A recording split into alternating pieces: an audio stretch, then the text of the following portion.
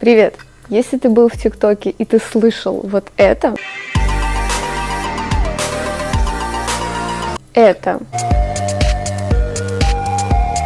ну или вот это, тогда оставайся здесь, и я расскажу тебе, как 14 лет назад всего 2 человека смогли вернуть в моду 8-битное звучание и немножко изменили культуру. В этом видео мы коснемся их дискографии, появления группы в медиапространстве и, конечно же, узнаем страшную правду, почему же все-таки распался этот интересный коллектив. Стремительный взлет и такое же стремительное падение. Вообще этой фразой можно, наверное, охарактеризовать все творчество Crystal Castles. «Хрустальные замки». Именно так переводится название этого коллектива. Группа подсмотрела название в рекламе игрушек по мотивам мультсериала. В ней шла речь о том, что стеклянные замки – это источник силы. Меня зовут Адора. Я сестра-близнец Химена и защитница Хрустального замка. Самое смешное, что оба музыканта не видели ни одного эпизода, им просто понравилось название. Многие ошибочно полагают, что Crystal Castles это равно Элис Гласс, то есть вокалистка этой группы. Но я спешу вас разочаровать, потому что именно атмосфера и музыка всех треков, включая множество текстов, написанных для этих самых треков, были сделаны Итаном Кэтом. Это продюсер и музыкант. Этот парень всегда был серым кардиналом группы на фоне необычной вокалистки. И прежде чем создать группу, о которой мы с вами сегодня говорим, он успел побывать еще в одной в роли басиста и вокалиста. Группа называлась Kill Cheerleader. К сожалению, они долго не просуществовали, так как Итан просто покинул их в самый неподходящий момент. Тогда он объяснил это тем, что не чувствовал, что группа делает что-то оригинальное. А его уход не остался бесследным, потому что Kill Cheerleader не получила долгожданный контракт, о котором мечтала, только из-за его ухода. Кстати, впоследствии он очень сильно об этом жалел. В 2004 году в Торонто Итан знакомится с тогда еще Маргарет Осборн. Они вдвоем нашли общий интерес к нойз-музыке. Элис на тот момент пела в группе Fetus Fatal под именем Вики Вейл. Спустя время Итан показывает Элис 25 демо-записей, и из них она выбирает всего 4. Как и многие музыканты в то время, они прославились благодаря MySpace. Трек, который выложил Итан, заметил лондонский лейбл и предложил им выпустить их музыку на виниле. EP было выпущено в июне 2008 года, и все 500 копий были распроданы буквально за пару дней. И именно после этого момента Итан и Элис создают группу и начинают двигаться дальше. Если посмотреть на их первый релиз, вы можете заметить, что там изображена Мадонна времен Like a Virgin. Мы, кстати, вернемся еще к этой обложке. Там есть достаточно интересная история с ней связанная. Скорее всего, я бы не узнала о существовании этой группы, либо я узнала о ней намного позже, если бы не на то время легендарный сериал Skins.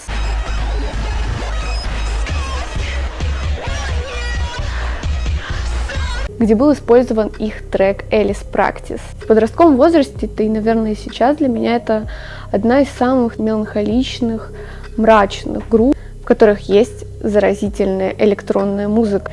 Но не стоит забывать, что Crystal Castles это, конечно же, продукт постмодернизма. И половина треков из их дебютного альбома это основа из других треков.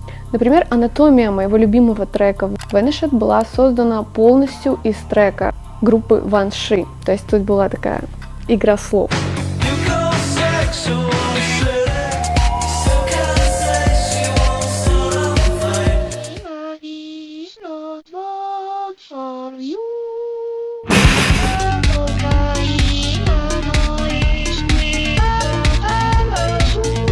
Magic Spells тоже была, кстати, создана из вот этой композиции.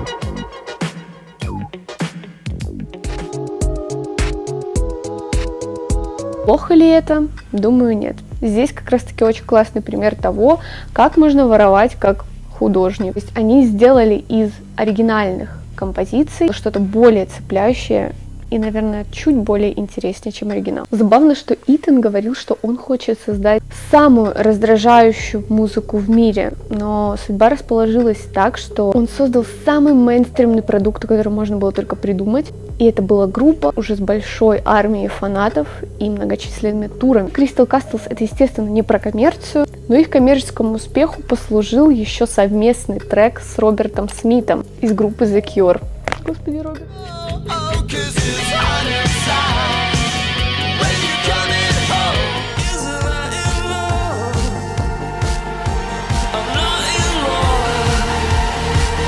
Этот трек попал в чарты. В ноябре 2012 года выходит их следующий альбом.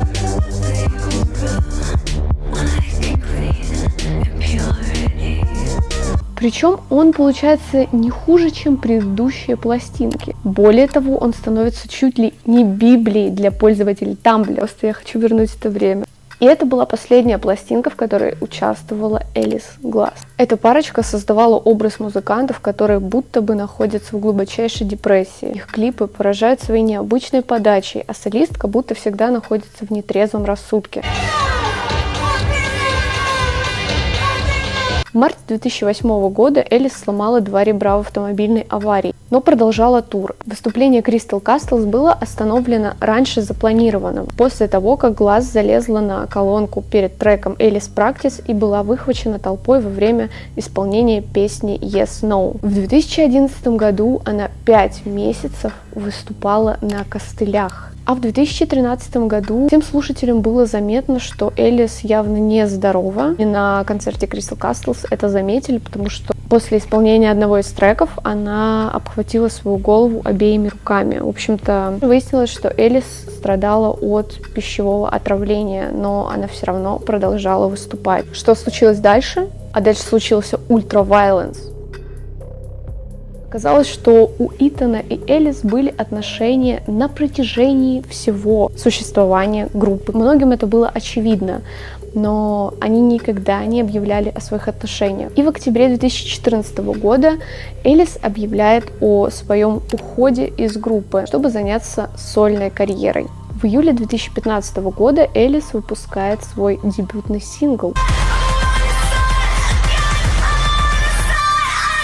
Это было ответом для слушателей, почему же все-таки группа прекратила свое существование. Основная идея релиза — это проблемы домашнего насилия. Но прежде чем Элис признается во всем этом безобразии, пройдет целых 2 года. Записывает лонгплей, синглы, полностью уходит в творчество. Но это не выстреливает. И в 2017 году она дает вот это вот сенсационное признание. Подробности о том, как она терпела насилие с 15 лет. Я напоминаю, что Итан был старше ее на 10 лет. Цитата. «Я пришла в себя на заднем сидении его машины в состоянии сильного алкогольного опьянения из-за напитков, которые он дал мне той ночью. После этого мы не разговаривали месяцами. Преследовал меня и проезжал мимо моей средней школы в поисках меня. Он выследил и показал места, где я тусовалась. В конце концов, мы возобновили общение. Находилась в ужасном положении, потому что воспринимала его как местную рок-звезду». Это она имеет в виду прошлую рок-группу, в которой он выступал. В 2006 году, после создания группы Crystal Castles, Итан стал ее оскорблять, физически унижать, по ее словам. Ей не разрешалось иметь собственный телефон, кредитную карту. Он решал, с кем она должна общаться, а с кем не должна. В общем, Элис была полностью под контролем Итана.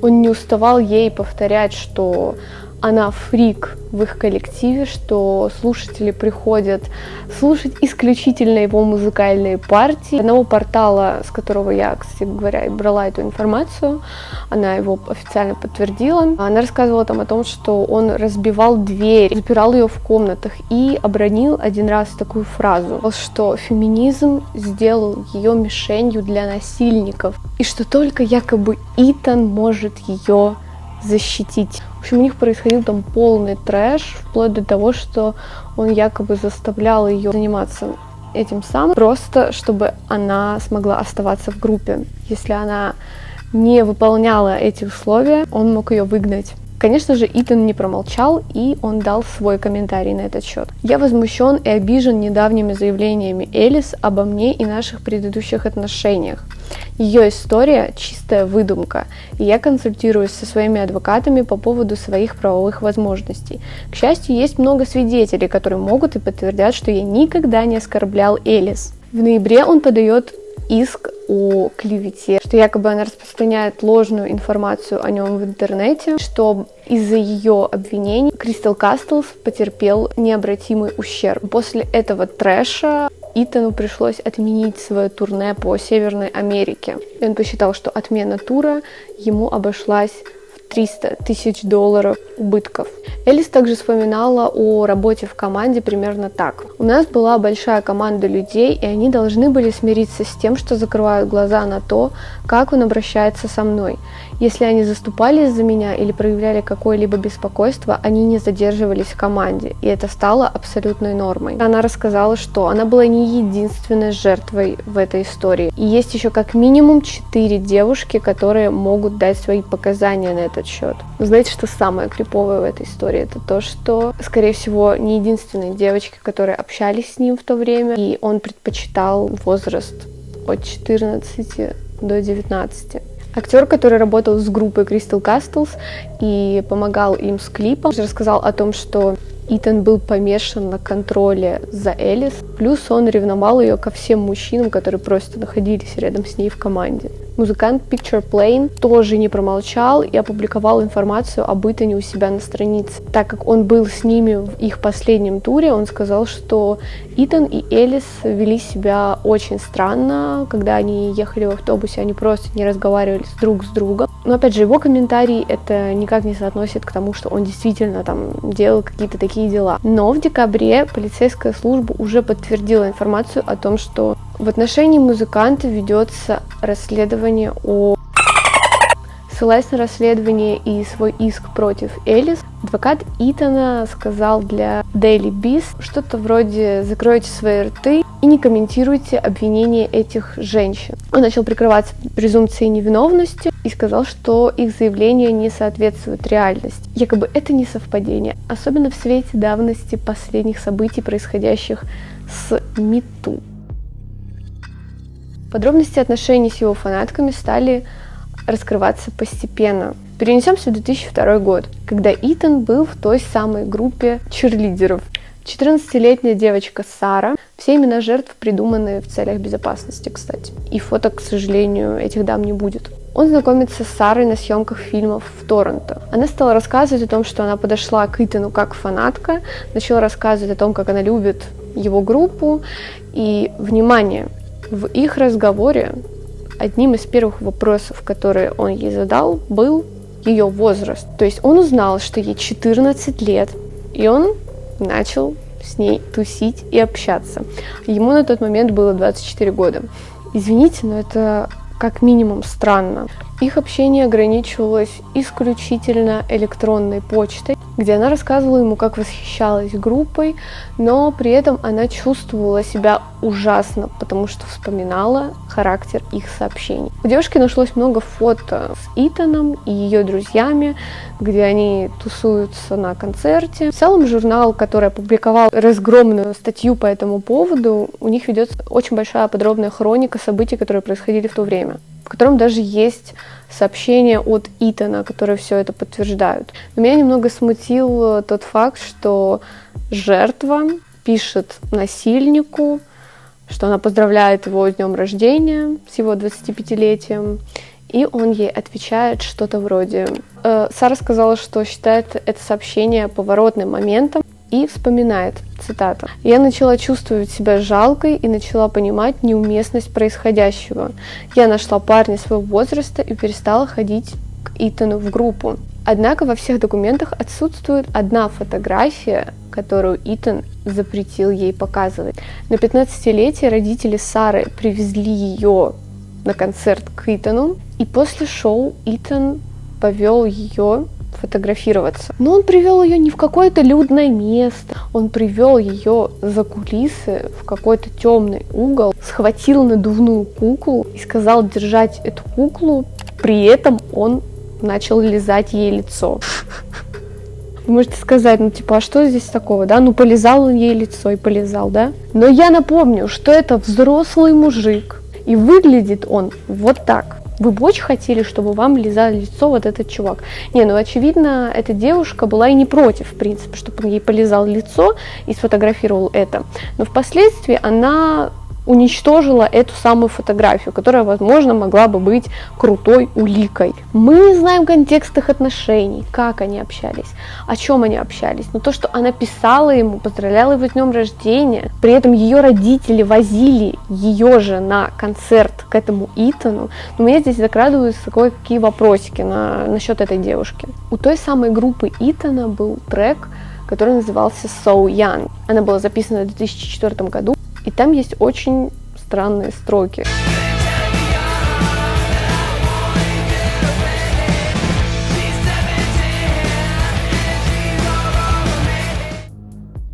В 2005 году Дана знакомится с Итаном на MySpace. Тогда он общался с ней через аккаунт его же группы. В то время ей было 15, и, видимо, он не стал спрашивать ее возраст, потому что на ее странице он уже был виден. В ее 16-летие Итан предложил ей потусить. Но тогда возраст согласия в Канаде составлял 14 лет. Ей уже как минимум было 16. У нее есть своя голова на плечах. Цитат. «Он подобрал меня, и мы пошли на вечеринку моего школьного друга. Какой чертов 29-летний парень пойдет на вечеринку десятиклассников?» Они ушли с вечеринки, что он вытащил одеяло из багажника своей машины. Я просто пошла с ним.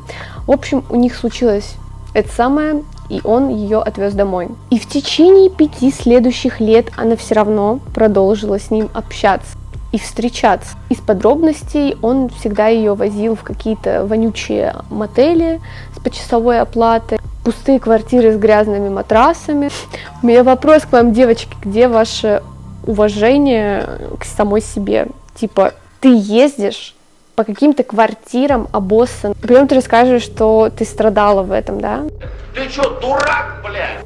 И при том, что он так делал, они все равно с ним общались, и их общение складывалось очень абьюзивно. Она никогда не могла с ним увидеться, созвониться или еще что-то. Вот знаете, да, вот ты там встречаешься с кем-то, да, ты хочешь позвонить этому человеку, а здесь вообще совершенно иная история. То есть он ей звонил, знаете, как будто он какой-то там агент под прикрытием. Он звонит из телефонных автоматов, с чужих каких-то номеров, там говорит: «Привет, малая, что, поедем, короче». И на этом фоне девушка начала сходить с ума. Но после всех этих событий она все равно продолжила с ним рабочие отношения. По ее словам, его работа с ее музыкой, она как бы типа начинающая музыкант, эта работа помогла ей рационализировать то, что она пережила. Сори, но это выглядит так, что ты просто общалась с чуваком ради выгоды, и тебе было прикольно с ним общаться, потому что у него есть какие-то связи. Это выглядит так. И все же она разорвала эти отношения даже на профессиональном уровне, потому что Итан контролировал ее по каждой мелочи. Под каждой мелочью имелось в виду, что он ее заставлял носить оверсайз вещи. Объясняет это тем, что она не может заслужить уважение мужчин, если она будет слишком сексуальной. То есть она всегда должна ходить вот типа в оверсайзе. Блять, когда уже мужчины поймут, что это их проблема, а не проблема женщин? Она также поделилась скриншотами его сообщений в Facebook. В одном из таких сообщений было что-то вроде: когда девушки слишком сексуальны, все думают, что секс — это все, что они могут предложить. Бля. Журнал, который опубликовал эти сведения, связался еще со свидетелем, который прокомментировал пост Итана в Фейсбуке, написав, что еще в 14 лет она знала, что он встречается с какой-то маленькой девочкой из торрента. Она также добавила, что об этом знала как минимум группа людей, потому что в то время для девочек-подростков встречаться со взрослыми мужиками — это типа круто. И это не вызывало никаких опасений, как в 2022 году. Тогда вторая жертва думала, что Элис и Итан не встречаются. Девушка связалась с Элис после ее публикации в интернете, и когда Элис опубликовала свои признания о том, что Итан также ее водил в какую-то комнату с вонючими матрасами, о том, что он ее постоянно спаивал, эта жертва про себя подумала: блин, у этого парня определенно есть какой-то шаблон общения с девушками, и он общается со всеми одинаково.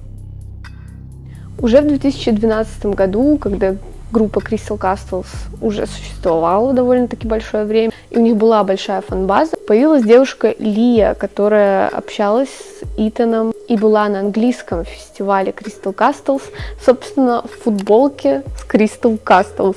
Когда музыкант подошел к ней, ему было 35 лет, а ей 16. Ну, это возраст согласия в Англии, кстати. Они сразу обменялись контактами, и Итан предложил ей встретиться с ним попозже и потусоваться, пока он находится в Англии. Лия призналась, что их отношения длились около года, и что именно она была инициатором разрыва, потому что понимала, что она слишком молода для этих отношений. После их последнего телефонного разговора она больше никогда не видела Итана. The Daily Beast поговорил с другом Лии, который подтвердил, что Лия и Итан познакомились на фестивале 2012 года. И все их друзья были поклонниками Crystal Castles. Поэтому, когда Лия начала тусоваться с Итаном, ее друзьям показалось это чем-то странным и невероятным. Ее друг сказал, что они сделали все, чтобы Итан никогда не приближался к Лии. Но они ничего не смогли с этим сделать, потому что они всего лишь были подростками-фанатами. В 2013 году Таш знакомится с Итаном после шоу Crystal Castles в Окленде. В то время ей было 19. Портал также прилагает к расследованию фотографии ее билетов. Так что факт того, что эта девушка была там, он довольно-таки правдив, и мы можем этому поверить. После шоу Итан встретил ее за кулисами и сказал, если она будет тусоваться с ним, то Элис выйдет и встретит нас. Она также вспомнила, что он достал бутылку водки и хотел, чтобы все с ним бухнули. Я не особо понимаю, как это относится к расследованию, типа ей 19 лет. Не знаю, кстати, в Англии, по-моему, пить со скольки можно. Господи, да они там вообще с 13 бухают. Пожалуйста, не надо нам сказки рассказывать. Эта девушка говорила, что он ей не интересен. То есть она ему это прям напрямую говорила, типа, отвали от меня, у меня есть девушка, она лесбиянка. И он ей отвечал на это что-то вроде, ты когда-нибудь с парнем? Если нет, тогда ты точно не можешь знать, что ты лесбиянка. Бьюсь об заклад, что тебе бы это понравилось. Если что он нес, это просто кринж. В разговоре с порталом Элис рассказала, что с ней связалось очень много женщин после 2 ее заявлений. Элис было трудно смириться с мыслью о том, что его жертвы были и ее поклонницами, и что он использовал ее как способ познакомиться с этими малолетними девочками. Полиция Торонто подтвердила, что она ведет расследование в отношении Итана, но ему не было предъявлено никаких обвинений. Например, самая первая жертва, которая объявила о его домогательствах в 2017 году, ей сказали, что полиция больше не расследует это дело, она не рассматривает ее заявление, просто ссылаясь на возраст согласия Канады. Это было 14 лет. Тем не менее, Элис считает тот день, когда она и другие предполагаемые жертвы обратились в полицию, важным шагом вперед. Цитата. «Меня просто тошнит от мысли о том, насколько сильными они были, и как это изменит жизнь девушек к лучшему, потому что мы в одной лодке. Это был крутой день, несмотря на то, что тема была достаточно мрачной и болезненной. Я знаю, каким устрашающим он может быть, и насколько сильно он пытается заставить молчать всех своих жертв. Но я чувствую большую ответственность за то, чтобы показать другим женщинам, что все будет хорошо». Слава группы росла, но Итан не чувствовал, что он получает должное признание. Также Элис вспоминала один из эпизодов, когда он держал ее над лестницей и угрожал сбросить вниз. Поднял ее за плечи и швырнул на бетон. И он сфотографировал ее синяки и разместил их в интернете. Как вам такое? Согласно показаниям Итана в портале Toronto Star, он заявил, что он ни разу не трогал Элис, не подвергал ее никакому физическому воздействию. Давайте мы вернемся к обложке, которая была показана вам в начале этого видео. Что вы здесь видите? Это рисунок известного художника Тревора Брауна, где изображена Мадонна с подбитым глазом. Когда-то на Pitchfork была выставлена разгромная статья, связанная с этим самым изображением. Если кратко, то Crystal Castles использовали его рисунок без авторского права. Просто Итан взял этот рисунок и использовал его как обложку для своего альбома. Несмотря на то, что это был большой скандал, не суть. Сейчас важно другое. Вас не настораживает выбор этой обложки для своего альбома. Это можно приурочить к какому-то художественному замыслу. Но в свете последних событий он буквально использует разбитое лицо Мадонны на своей обложке. Но в интервью 2008 года Итан рассказал о том, что он использовал изображение Мадонны как раз-таки в феминистических целях. Цитата. «Нам понравилось изображение Мадонны, потому что мы думали, что это символ сильной женщины, и что, несмотря на то, что она была избита, она все еще стоит и вызывающе смотрит. Это идеальный символ сильной женщины». Бывший менеджер Crystal Castles в октябре прошлого года сказал порталу Телеграф примерно следующее касаемо обвинений Элис. «Я не могу дать дополнительную информацию об этих обвинениях, пока мы управляем Crystal Castles, хотя их профессиональные отношения иногда были нестабильными, а личные отношения никогда не были полностью ясными». На это Элис отвечает следующее. Он прекрасно осознавал, что у нее были личные отношения с Итаном все годы существования группы. В судебных документах Элис также прикрепляла его сообщения от 2012 года, в которых он называет поведение Итана домашним насилием, написав, что он не может заниматься подобным дерьмом. В конце концов, он окажется в тюрьме. Этот менеджер писал о том, что он беспокоится о том, что Итан обращается с Элис ужасно, но в то же время он продолжал работать с ним. Так как Элис сейчас все так же публично и продолжает выкладывать новую музыку, в жизни Итана, кажется, с 2018-го ничего не слышно. Но я нашла немного интересных зацепок в Тамблере, где создается множество аккаунтов с его хейтерами, где все понемногу сливают информацию о его жизни. Туда также просочилась информация о том, что в настоящее время он находится в романтических отношениях с бывшей косплеершей Элис Гласс, которую зовут Отем. Ей было 15 лет, когда они начали общаться. И по неподтвержденным данным он женился на ней. То есть это буквально девушка, которая косила под Элис полжизни. Фото в свадебном платье она удалила через пару минут после публикации. Я также пыталась подписаться на ее аккаунт, но она не принимает заявку, и профиль все так же закрыт. Возможно, что Итан контролирует ее так же, как и Элис, потому что там нашли фото с подозрительной надписью «Хотела бы я показать свою настоящую жизнь».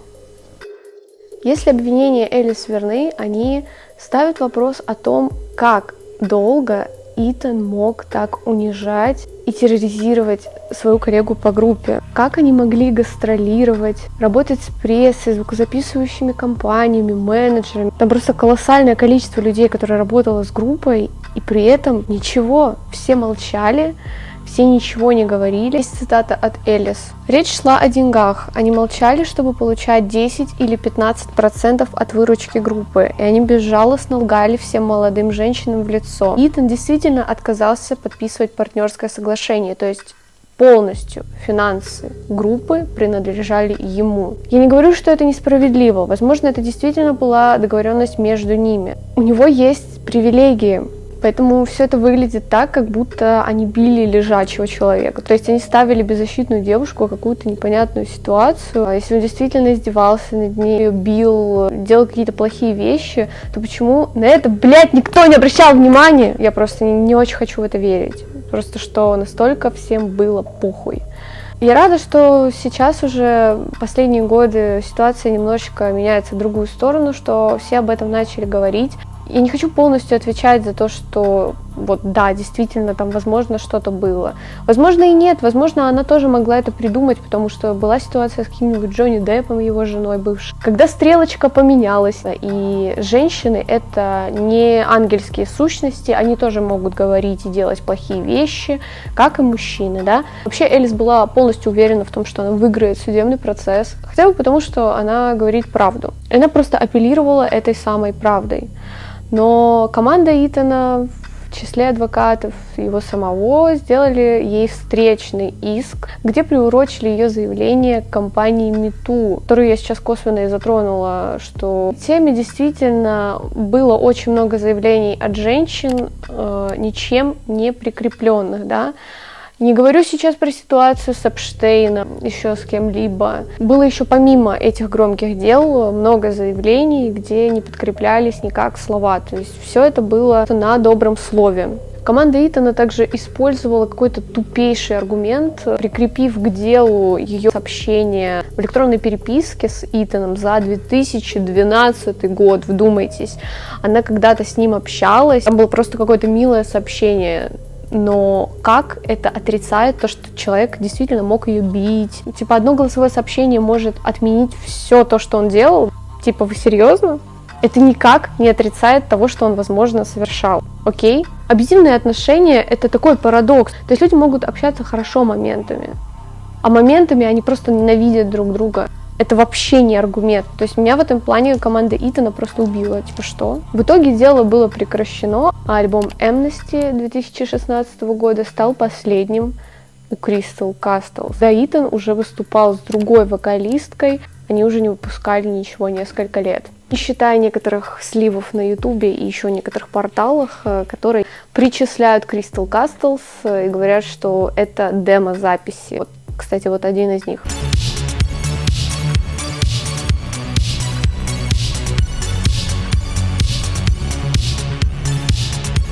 Вообще ходит какая-то легенда о том, что якобы Итан не выпускает никакого материала, потому что его связывает какой-то контракт музыкальный, поэтому он не хочет выпускать это все под эгидой Crystal Castles, очевидно. Возможно, скоро мы увидим и услышим что-то новое от этой группы. Но репутация группы уже очень сильно испорчена. Я могу точно сказать, по американской фан-базе его там реально ненавидят. Люди просто в бешенстве были после его заявления. Чего не скажешь о России. Мое мнение на этот счет такое. Я не удивляюсь вероятности абьюзивных отношений в музыкальных коллективах. Особенно, когда в индустрии создается финансовая и эмоциональная зависимость. Сами комментарии фанатов, которые говорят о том, что они перестанут стримить музыку Crystal Castles после заявлений Итана, у меня к вам большие вопросики. Вы перестаете стримить музыку из-за того, что кто-то что-то сказал, что не до конца подтверждено, что, возможно, там есть еще какие-то подводные камни. Вы просто говорите, что вам противно это слушать. Как же это, блядь, лицемерно?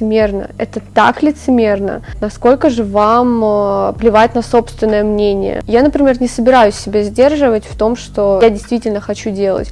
Если я хочу слушать какую-то музыку, если я хочу смотреть какой-то фильм, даже пусть скажут на него, что там 1000 раз, что там снимался какой-то актер, который не по подтвержденным данным что-то там делал, и если это был мой любимый фильм, ну типа как это влияет?